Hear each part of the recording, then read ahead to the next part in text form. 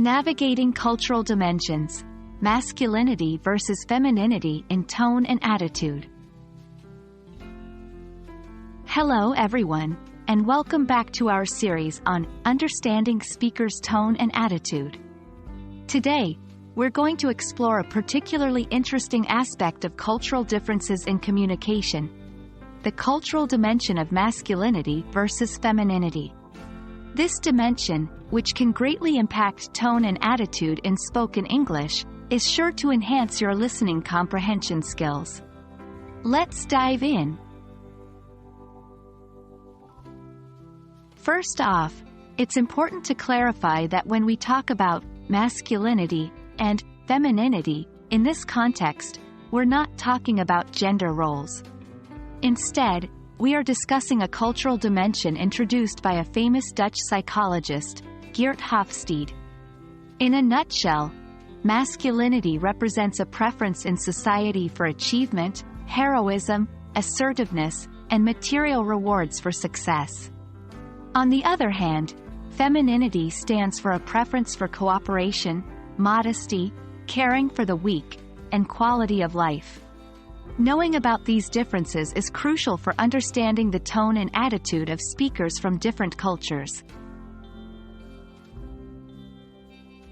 In masculine societies, you may find that speakers often use a more assertive, direct, and competitive tone. There is a tendency to be explicit and straight to the point. This assertiveness is not necessarily rude or aggressive. It's a reflection of the value placed on achievement and success. Speakers from these cultures might use more competitive language, often focusing on individual achievements. In contrast, in more feminine societies, the tone of communication tends to be more modest, cooperative, and indirect.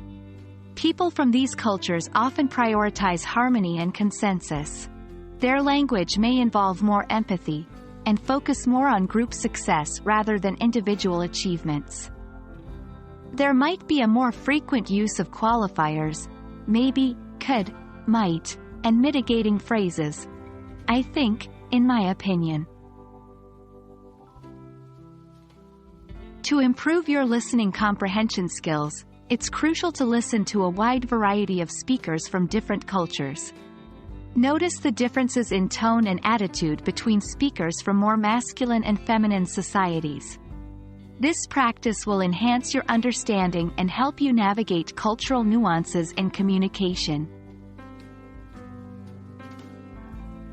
Well, that wraps up our discussion on the masculinity versus femininity cultural dimension. I hope this gives you a fresh perspective and aids you in understanding the diverse tones and attitudes you might encounter in spoken English. Remember, the more we understand and appreciate these cultural differences, the better we can communicate and connect with others. Keep practicing and see you in the next video.